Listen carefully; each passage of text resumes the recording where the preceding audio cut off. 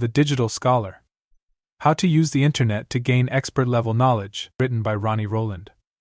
Published by Growth Literacy Lounge. You've been lied to. Not maliciously, but culturally.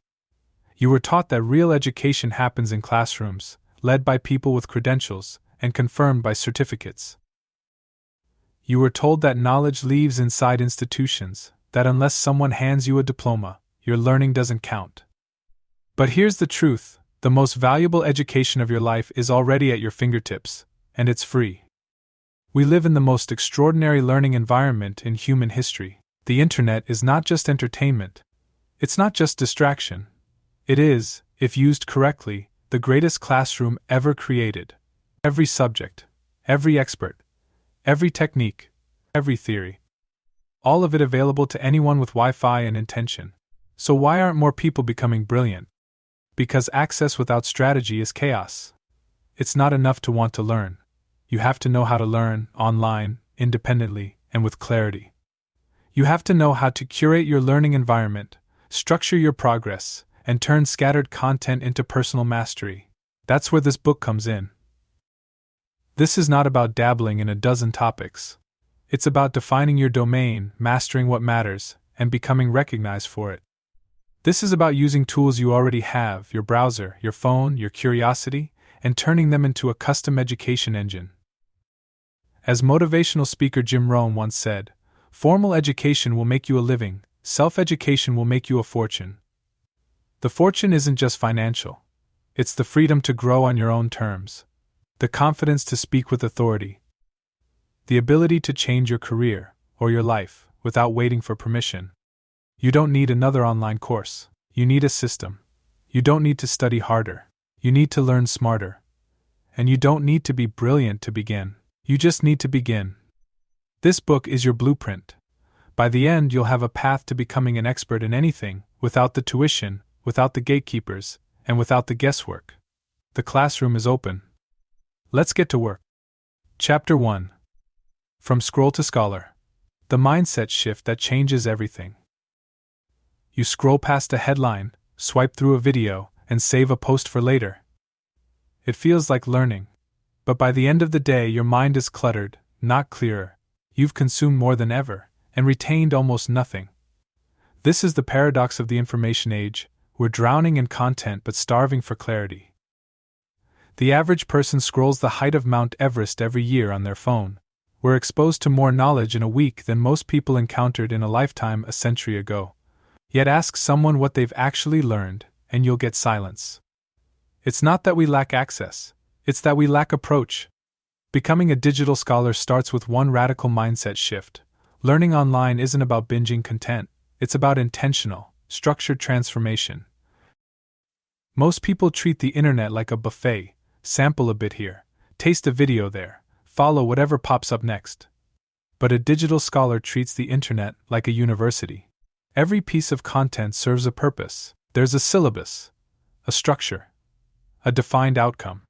It's not just about what you watch or read, it's about why you engage with it and how you use it to grow. The first step is to stop equating content with comprehension. Watching 5 videos on business strategy doesn't mean you've learned strategy. Reading one insightful article and applying its lesson, that's a beginning. It's the difference between eating fast food and learning to cook. One gives you a hit. The other changes how you feed yourself forever. This book isn't here to give you more information. It's here to show you how to transform information into wisdom, to shift from passive consumer to active curator, from scattered learner to focused master. You don't need to be brilliant. You don't need unlimited time. You don't even need to go back to school. What you need is intention, a mission, a process. Here's the truth. The internet is the greatest classroom ever built, but only for those who know how to enroll with purpose.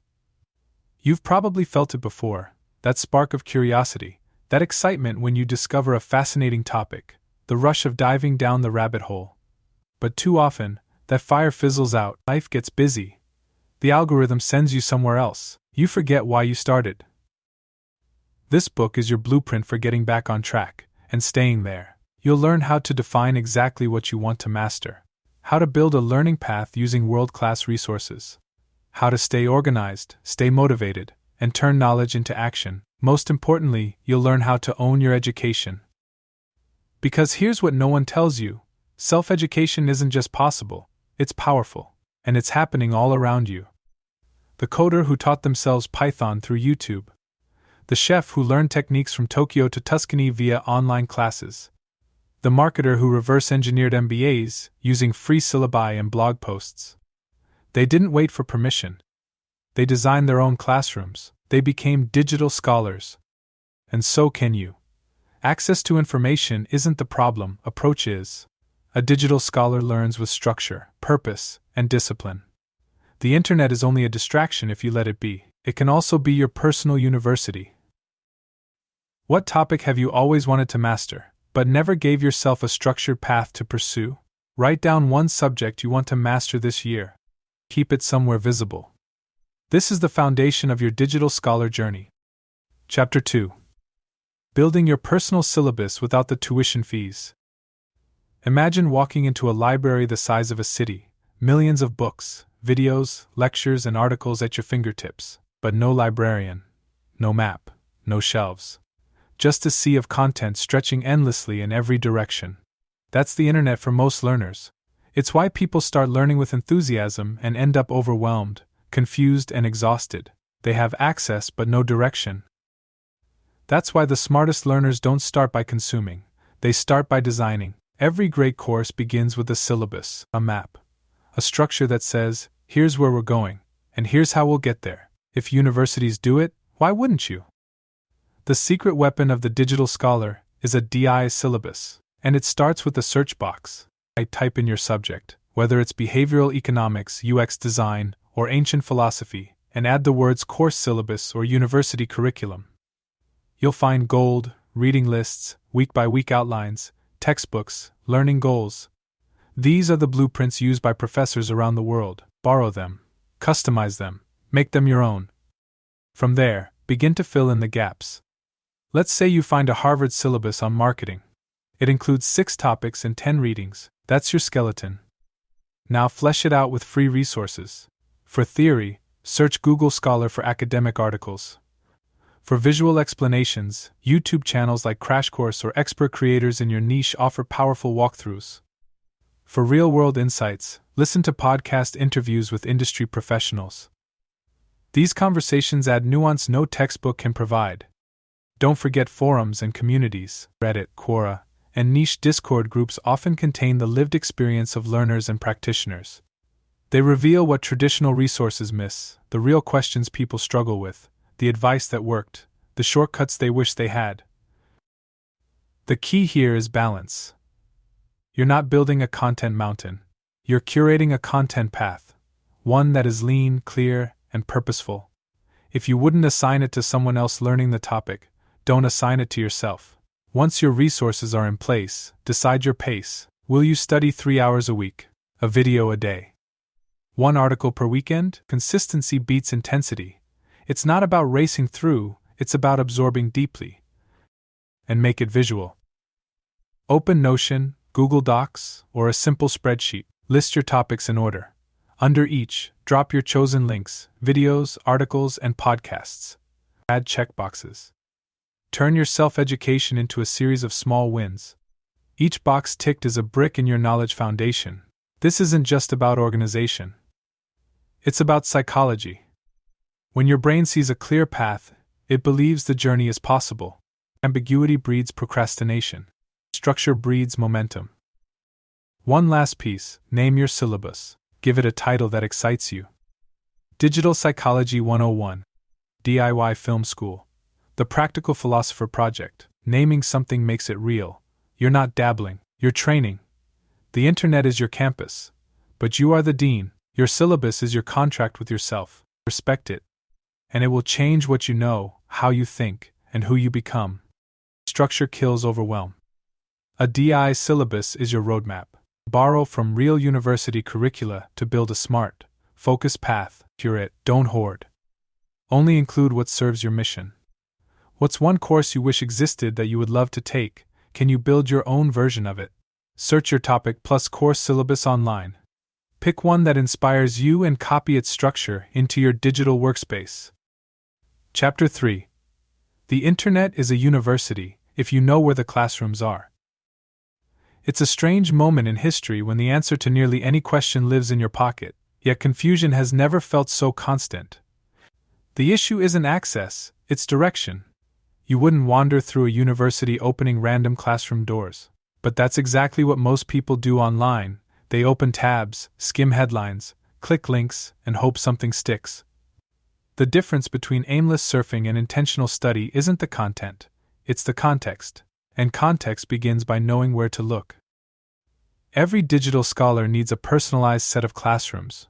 Each serves a different cognitive purpose. YouTube, for example, is the master of visual learning, but not all YouTube channels are created equal. Seek out those with high engagement, thoughtful comments, and consistent quality.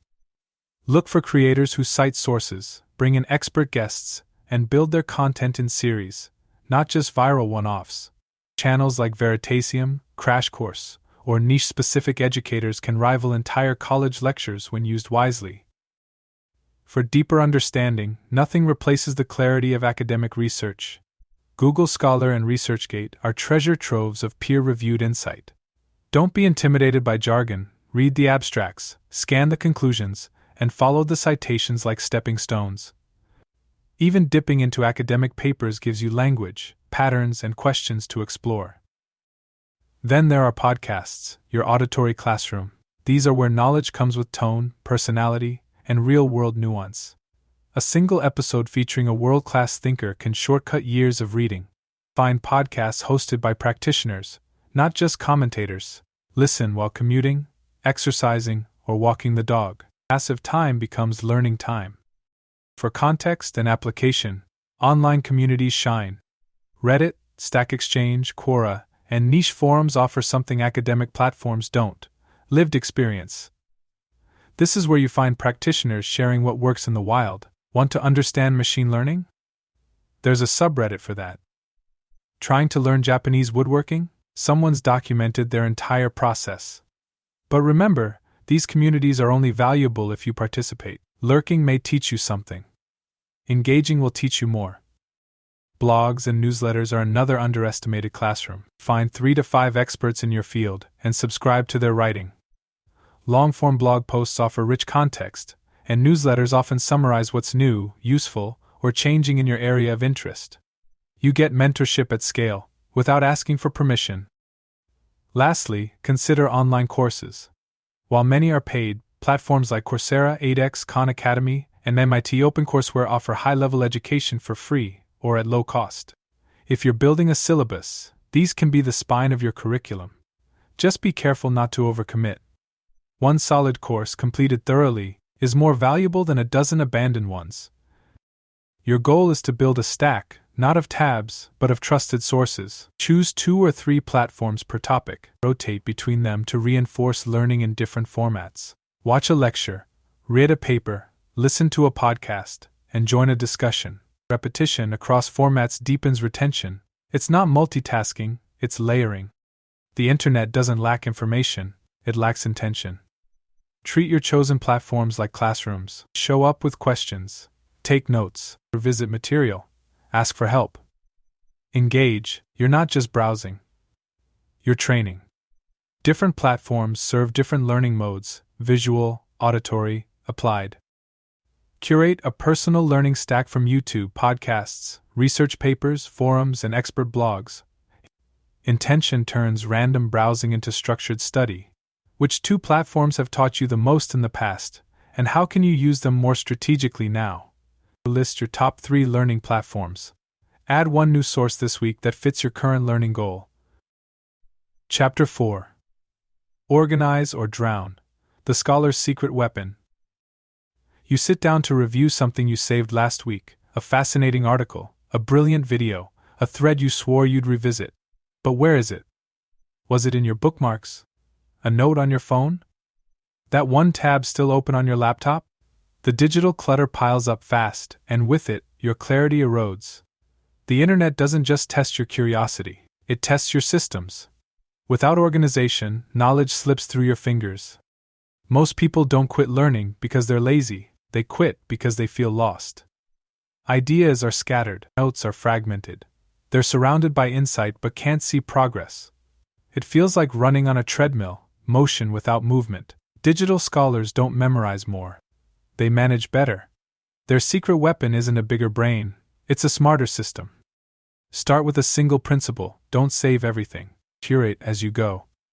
If something doesn't directly serve your current goal, let it go. Your job isn't to build a personal internet, it's to build a knowledge engine. That engine runs on structure, not volume.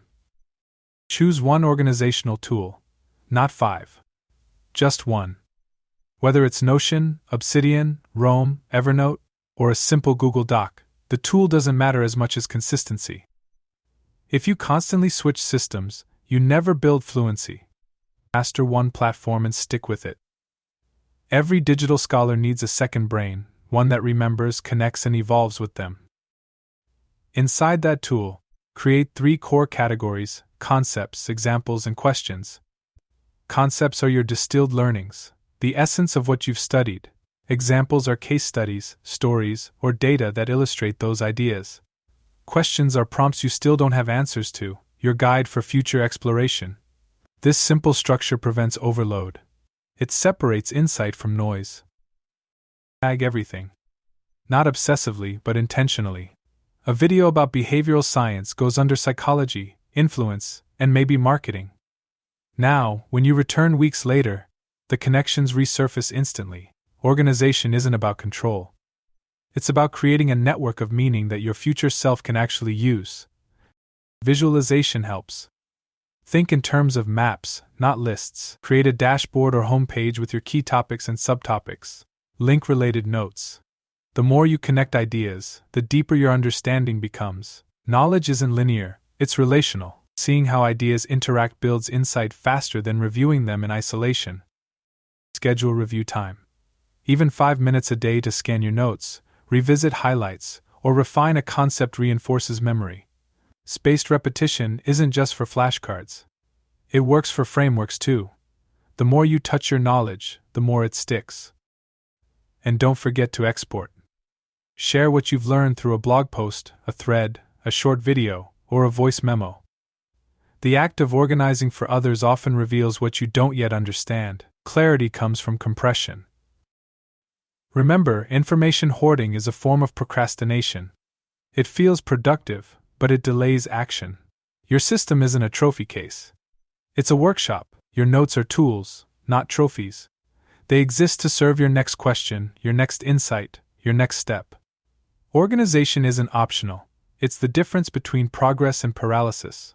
Use one tool consistently and structure it around concepts, examples, and questions. Your notes should work for you, not gather digital dust.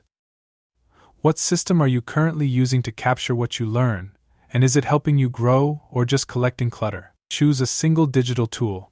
Create 3 folders or tags: concepts, examples, and questions. Start categorizing what you've already collected. Chapter 5. Teach to Learn. The Expert Maker Method. When Richard Feynman, the Nobel Prize-winning physicist, wanted to master a topic, he didn't read more books. He tried to explain it to a child. His rule was simple: if you can't simplify it, you don't understand it. This became known as the Feynman technique, and it might be the most powerful learning tool no one taught you in school. Most learners operate in passive mode. They read, they watch, they highlight, and they forget. Days later, the ideas fade, and confidence vanishes. It's not because they're incapable, it's because they're not engaging the full power of their brain. Retention doesn't come from repetition alone. It comes from retrieval, pulling ideas out of your mind and putting them into your own words. This is where digital scholars separate themselves. They don't just take in information. They explain it. They reframe it. They teach it. Because teaching, even to an audience of 1, forces clarity. It reveals gaps. It turns abstract theory into usable insight. The Feynman technique has 4 simple steps. First, choose a concept you've learned, something you think you understand. Second, explain it as if you were teaching it to a 6th grader. No jargon, no filler, just clear, simple language. Third, notice the parts where you struggle. Where do you hesitate? Where do your words feel fuzzy? Those are your knowledge gaps. Go back, review the material, and clarify. Fourth, rewrite your explanation, this time with full confidence. Bonus, if you really want to lock it in, teach it to someone else. Digital scholars turn this into a routine. After finishing a podcast or reading an article, they take 5 minutes to explain it in their notes, not copy-paste, not paraphrasing. Explanation. This transforms a passive session into an active learning sprint. But you don't have to stop there. Use social media as your whiteboard. Write a Twitter thread, record a 2-minute video, post a short blog. Don't wait until you're an expert. Learning in public accelerates feedback and builds authority. People don't want perfection, they want insight, and the act of publishing forces refinement. Some of the best online educators aren't traditional teachers, they're self-taught learners who documented their journey. They didn't start by knowing everything. They started by explaining what they knew, asking better questions, and improving as they went. You can do the same. There's also a psychological shift when you step into the teacher's mindset. You stop looking for answers and start seeking understanding. You engage more deeply, think more critically, and take more ownership. It's not about ego, it's about empowerment. Teaching doesn't make you arrogant, it makes you accountable. If you're worried you'll get something wrong, good. That means you care. And if someone corrects you, that's not failure, it's progress. Every correction is a learning opportunity. The fastest learners in the world aren't afraid to be wrong in public. They know iteration is the path to insight. So don't wait until you feel ready. Start teaching now. Summarize what you learn, draw diagrams, make tutorials, write quick posts. You'll be amazed how much more you understand once you try to explain it clearly. Teaching is the fastest way to cement your learning and reveal gaps. Use the Feynman technique, explain simply, identify gaps, review and refine. Learning in public builds mastery and credibility at the same time. What's one concept you've recently learned that you could try explaining out loud or sharing with someone today? Pick a recent idea you learned, explain it in 2 sentences as if teaching a beginner, post it somewhere, or say it out loud. Chapter 6. Digital Campfires. Find your learning tribe. There's a quiet kind of loneliness in self-education. You discover something fascinating, dive into it, spend hours exploring, and yet, no one around you quite gets it. You can't share the thrill of a new insight or wrestle through the same challenge with a peer. The journey becomes isolated, and isolation, no matter how passionate you begin, breeds burnout. That's why the smartest digital scholars don't learn alone. They gather around digital campfires, online communities where others are learning the same thing, sharing their process, exchanging feedback, and pushing each other forward. These groups aren't just helpful, they're fuel. The internet is full of hidden learning tribes. Reddit communities like r/Learn Programming or r/Language Learning have millions of members. Discord servers host book clubs, coding boot camps, productivity squads. On Slack, professionals swap strategies in real time. Twitter circles form around hashtags like hashtags #BuildInPublic or hashtags 100 Days of Code. There are digital spaces for every niche, from astrophysics to animation to Zettelkasten. But joining a community isn't enough. You have to participate. Lurking might teach you something, but contribution changes everything. Ask a question. Answer someone else's. Share your progress. Document your setbacks. That tiny moment of vulnerability creates connection, and connection builds momentum. When you surround yourself with others who are learning, 3 powerful shifts happen. First, you normalize the struggle. You see that confusion, doubt, and imperfection are part of the process. You stop expecting mastery on the first try. Second, you compress time.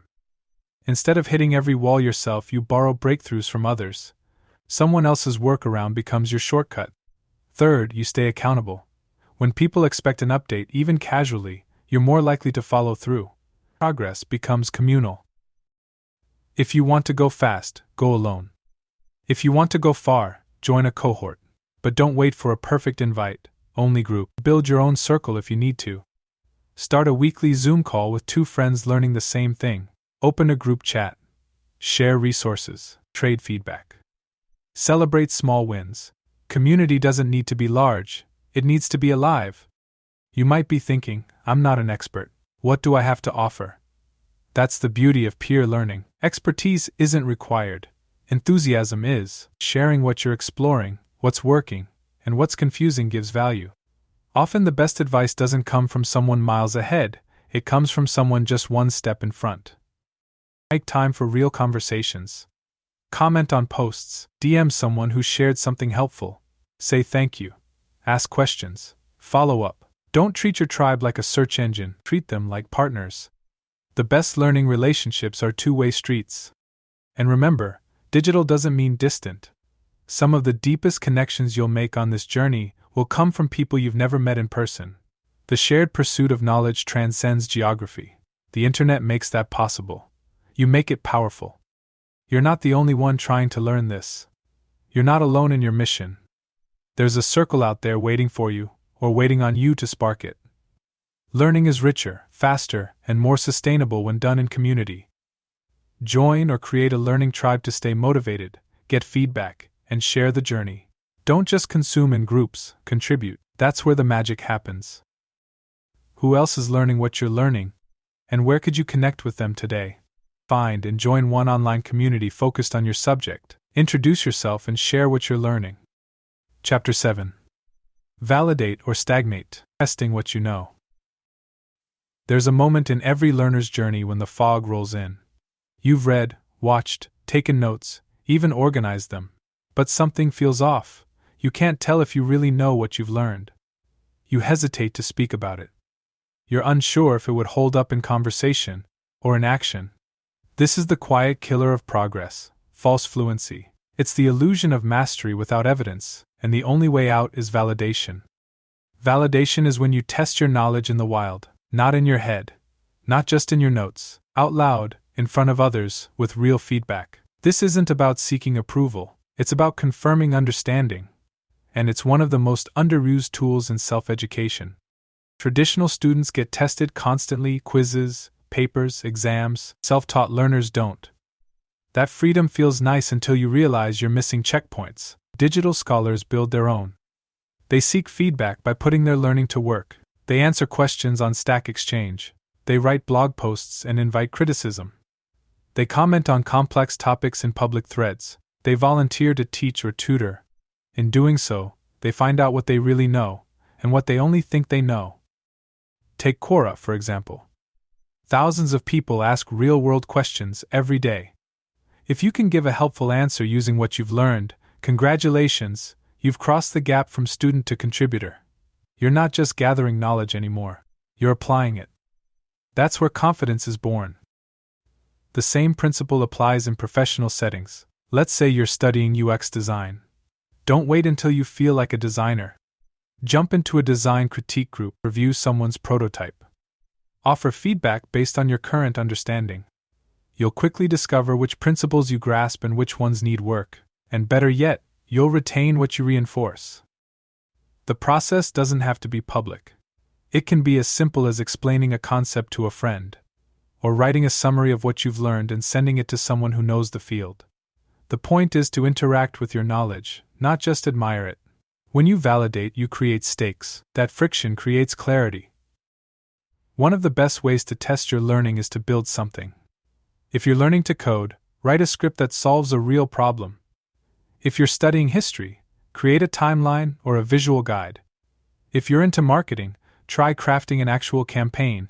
Projects are the exams of self-taught students. They show what stuck and what didn't. There's also emotional value in validation. The more you put yourself in feedback-rich environments, the more resilient you become. You learn to separate critique from identity. You welcome correction, because you see it as growth. Over time, this habit rewires your learning process. You stop avoiding gaps and start hunting them. Self-education isn't about avoiding pressure. It's about learning to generate it intentionally. No deadlines? Create your own. No teacher? Let your output be the proof. No grades? Let clarity be the metric. Validation isn't external judgment, it's internal calibration. Don't wait until you feel ready. Readiness is a byproduct of reps. The more you validate, the sharper you get. Mastery isn't a feeling, it's a result. Test to reveal. Test to refine. Test to evolve. Knowledge without testing creates false fluency. Validation turns passive learning into active, confident understanding. Feedback isn't scary, it's the compass pointing you toward true mastery. What's one way you could test your current knowledge this week, in public, in practice, or with a peer? Find a relevant question on Quora, Reddit, or a community forum and answer it using what you've recently learned. Chapter 8. Define your domain. Aim before you learn. You wouldn't walk into a gym and start lifting random weights without a plan. You wouldn't pack for a trip without knowing the destination, yet most people begin learning online with no target in mind. They start watching a video, then another, then a podcast, then a thread, and by the end, they're full of fragmented insight and unsure what it all adds up to. The problem isn't the tools, it's the aim. Without a defined domain, you drift. Digital scholars don't learn everything, they learn something deeply. And that depth starts with clarity. What are you trying to master, and why? Until you answer that, everything else is noise. The internet will happily offer you 100 rabbit holes. Defining your domain is how you stay above ground, focused, and intentional. Your domain doesn't have to be forever, but it has to be clear for now. Think of it like a semester. You're not committing your life to this topic, you're committing your next 3 to 6 months. That's long enough to make real progress, but short enough to pivot if needed. Clarity doesn't trap you, it guides you. Start by asking 2 questions. What do I want to learn? And what would mastering it allow me to do? Maybe you want to study behavioral psychology so you can improve your marketing. Maybe you want to learn digital illustration to create a personal brand. Maybe you're diving into philosophy because you crave deeper thinking. The more specific your why, the easier it becomes to say no to distractions. Once you've chosen your domain, define its edges. What does this topic include, and what doesn't it? If you're studying copywriting, will you also cover SEO? Design? Neuroscience? Knowing where the lines are keeps your study focused. It's not about building a wall. It's about building a path. Then zoom in further. Break the domain into sub-skills or themes. If your focus is public speaking, you might explore voice control, storytelling, slide design, audience psychology. These become your modules, your chapters, your checkpoints. You're not just learning public speaking, you're mastering its core components, one by one. Naming your domain matters too. Give it a title, something that energizes you. Digital Persuasion Lab. The Self-Taught Data Scientist. Design Thinking Mastery. A name makes it real. It turns a loose interest into a defined mission. When someone asks what you're working on, you'll have an answer, and that answer will fuel your momentum. There's power in constraint. When everything is available, nothing feels urgent. But when you say, I'm focused on mastering X, your brain shifts. You begin filtering content differently. You retain more. You ask better questions. You stop wandering and start advancing. This doesn't mean ignoring curiosity. It means channeling it. Bookmark that interesting video on an unrelated topic. Set aside time once a month to explore. But keep your core learning path sacred. Mastery isn't built on novelty, it's built on discipline. Remember, learning without aim is just consumption. Learning with purpose is transformation. Defining your domain turns information into education, and education into expertise. Clarity of focus is the foundation of effective self-education. Define what you want to learn, why it matters, and where the boundaries are. A named domain gives structure, motivation, and momentum. What subject are you ready to commit to mastering, and what would that mastery unlock in your life? Write down your chosen domain and give it a name. Post it somewhere visible. This is your mission for the next 90 days. Chapter 9. Mental Models for the Self-Taught. The self-taught learner faces a hidden danger, not a lack of motivation, but a lack of mental scaffolding. You collect facts, techniques, quotes, frameworks, but without a way to connect them, your mind becomes a warehouse, not a workshop. Information piles up, but insight doesn't grow. That's where mental models come in. They're the bridges between ideas, the filters for what matters, and the shortcuts to deeper thinking. They turn knowledge into usable power. Experts don't just know more, they think differently. They rely on mental models, universal thinking tools that apply across domains. Models are not facts, they're patterns, lenses. They help you see the structure behind the surface. The good news is, you don't have to invent them. You can adopt them and apply them to everything you learn. Take the Pareto principle. 80% of results come from 20% of efforts. If you're learning a new skill, which 20% of that field drives the biggest value, focus there first. Or consider first principles thinking, famously used by Elon Musk. Instead of copying others, break an idea down to its core truths and build up from there. This leads to originality instead of imitation. Another model is inversion. Instead of asking how can I succeed, ask how might I fail, and avoid those traps. When learning a complex topic, this mindset clarifies priorities. It's not just what to do, it's what not to waste time on. In the digital learning world, that can mean skipping clickbait, ignoring noisy forums, or avoiding shallow courses. There's also the circle of competence. Know what you truly understand and where you're out of your depth. It encourages humility, but also strategic focus. Spend more time deepening what you know well instead of pretending to know everything. Mental models compound. The more you use them, the faster you learn. You start seeing the world in patterns instead of fragments. You stop memorizing and start synthesizing. One model becomes a compass. 3 or 4 become a map. Self-taught learners need this map more than anyone. Without a professor to guide you or a textbook to lay out the terrain, it's easy to feel lost. Models help you navigate. They give shape to your thinking and prevent you from drowning in disconnected facts. You can build your own model bank. Start a page in your digital system titled Mental Models. Each time you learn a new one, write a short definition and an example of how it applies to your current topic. Don't aim for hundreds. 10 great models, applied often, will outlearn a library of trivia. Use models actively. When approaching a new resource, ask, what's the model behind this insight? What principle is being used here? Soon you'll spot repetition. Certain truths echo across domains. The core of great storytelling is also the core of great marketing. The structure of good arguments appears in good design. Models reveal the skeleton behind the surface. Learning isn't just about content, it's about cognition. The best thinkers think about how they think. They build better models, and with them, they build better outcomes. Mental models are thinking tools that create clarity, focus, and insight. Great learners use models to filter noise, spot patterns, and simplify complexity. 10 well-applied models can revolutionize how you study, think, and decide. What's one decision-making or thinking model you already use, and how could you apply it more intentionally to your learning? Create a mental models page in your notes. Add one model, like the Pareto principle or inversion, and apply it to your current topic today. Chapter 10. From Curiosity to Credibility: How to Build Authority While Learning.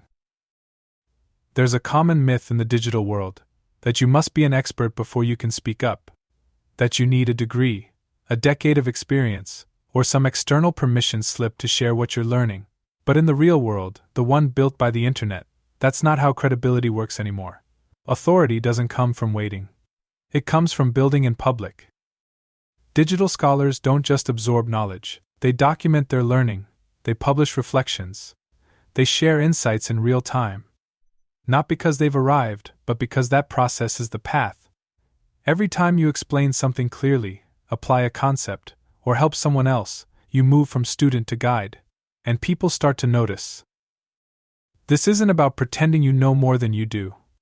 It's about being radically honest with where you are, and letting others watch you grow. Imagine posting weekly updates on your journey to learn behavioral science. You summarize books, share takeaways from podcasts, apply ideas to daily life. Over time, others start following your progress, not because you're an expert, but because you're relatable. You're a few steps ahead, and that's enough. The internet rewards consistency and generosity. If you share what you're learning with clarity and humility, you become a source of value that creates trust, and trust is the currency of credibility. You don't have to be the best. You just have to be real, helpful, and present. Some of today's most respected thinkers began by doing just that. They didn't start as thought leaders. They started as curious people who wrote about what they were exploring. They weren't professors. They were practitioners in progress, paths that made them accessible. Their journey became their brand. Choose your platform. It could be a blog, Twitter, LinkedIn, a Substack newsletter, or even a YouTube channel. Pick one. Keep it simple. Share your thoughts once a week. That's it. Don't aim for brilliance, aim for usefulness. Focus on clarity. Use your own words. Link ideas together, reflect on what's working and what's not. Over time, something subtle happens. People begin to associate your name with your domain. You become the AI guy, the learning design girl, the productivity framework person. Not because you claimed it, but because you earned it, post by post, insight by insight. This process also builds deeper understanding. When you publish, you think more critically. You don't just passively absorb, you clarify, you anticipate questions, you tighten your reasoning. Teaching sharpens the student. And here's the best part, you get to grow in public, while helping others skip the steps you struggled through. Your credibility becomes a byproduct of service, not ego, but contribution. There will be doubts. Who am I to post about this? What if I get something wrong? But remember, silence doesn't protect you. It just hides your growth. Feedback isn't a threat, it's a gift. Correction is part of learning. And vulnerability earns respect. You're not waiting to be discovered. You're discovering yourself, one post, one insight, one connection at a time. You don't need to be an expert to build credibility, you need to be consistent, helpful, and authentic. Sharing your learning process builds both understanding and authority. Digital platforms reward those who document their journey and serve others through it. What's stopping you from sharing what you're learning, and what would change if you started now? Choose one platform. Share a short reflection, summary, or lesson from something you learned this week. Tag it with your learning domain. Chapter 11. How to learn anything, forever. Most people start learning with fire and end in fatigue. The early excitement fades, the pace slows, and one day you look up and realize you haven't touched your topic in weeks. This isn't a character flaw. It's a system flaw. Passion is a spark, but without rhythm and structure, it burns out. If you want to become a lifelong learner, not just a binge learner, you need to make learning sustainable. That starts with a shift from intensity to consistency. We tend to romanticize the big push, the weekend crash course, the all-night deep dive. But mastery is built in the margins, 15 focus minutes a day, one concept at a time. Learning forever means making study part of your identity, not a seasonal sprint. An identity isn't built on epic sessions, it's built on habits. Digital scholars design their learning like a fitness routine. Not every day is a breakthrough. Some days it's just showing up, reading one page, writing one thought, asking one question. The magic is in the momentum. Small wins build confidence, and confidence fuels curiosity.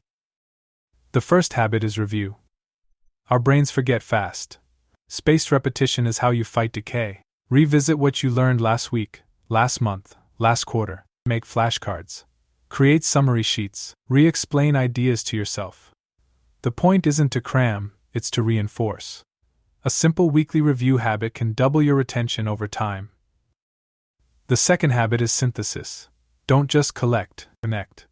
Every few weeks, pause to ask, how does what I just learned link to what I already know? Write it out.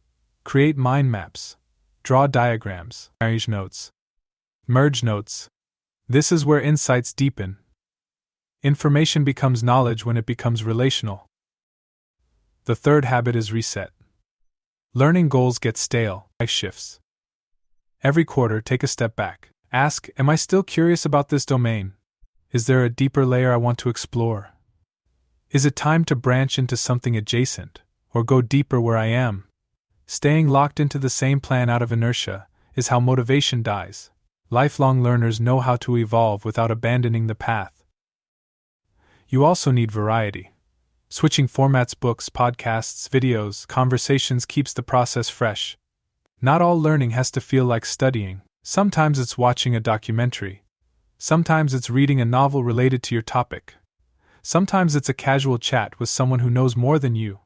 Curiosity thrives when it's not boxed in. Don't forget environment. Design your digital and physical space to support your goals. Make learning frictionless. Pin your reading list. Schedule your study blocks. Keep your notes one click away. Reduce the number of decisions between you and the next lesson. Simplicity sustains. The final key is grace. You will fall off. Life will interrupt. There will be gaps. That's not failure. That's being human. What matters is not perfect streaks, but returning, coming back again and again. Learning forever means forgiving yourself fast and restarting sooner. If you've made it this far in the journey, you already know this isn't just about content. It's about who you're becoming. The more you learn, the more you expand your capacity for awareness, opportunity, and contribution. Lifelong learning isn't a goal. It's a way of being. Sustainable learning comes from habits, not hype. Review, connect, and refresh your learning regularly. Simplicity, variety, and self-compassion keep the journey alive.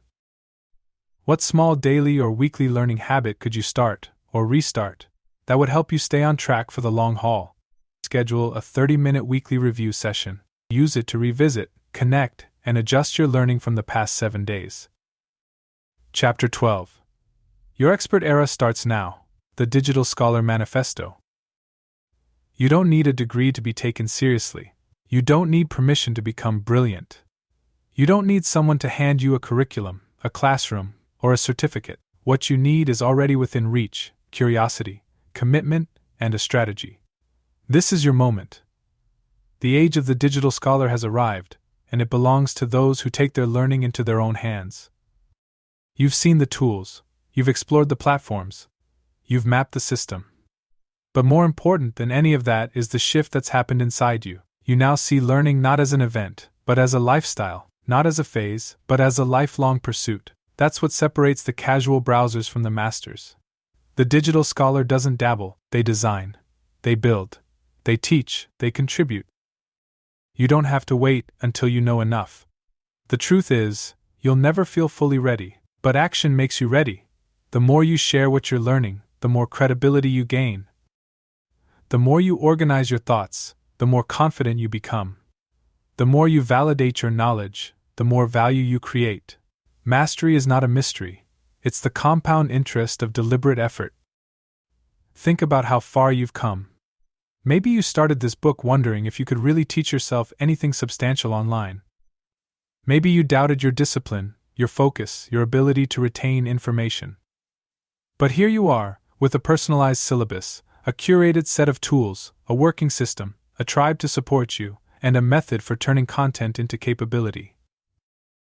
You've moved from passive consumption to active curation, from random exploration to intentional mastery, from scrolling aimlessly to documenting your journey. You've become the kind of learner who isn't just informed, but transformed. And now comes the real challenge: not starting, sustaining. Living as a digital scholar means embedding learning into your identity. It means recognizing that knowledge is power, but only when applied. The world is full of smart people who never ship. You're not one of them. You're building, teaching, publishing, experimenting. You're stepping into your expert era, not by pretending to know everything, but by showing up with purpose, day after day. Let this be your manifesto. You are not dependent on a system that was never built for your pace. You do not need to wait for anyone to certify your progress. You are your own teacher, your own architect, your own accelerator. You treat curiosity as a compass and discipline as the map. You believe that knowledge unused is knowledge lost. You measure learning not by how much you've consumed, but by how much you've contributed. You build digital campfires. You foster learning communities. You bring others with you. You don't chase perfection. You pursue momentum. You know that mastery isn't a title, it's a direction. You are a digital scholar. So take what you've built and make it public. Start the project. Launch the site. Teach the workshop. Answer the question. Write the thread. Build the tool. Show up for the next learner. Your voice matters. Your learning matters, and the world needs what you've discovered.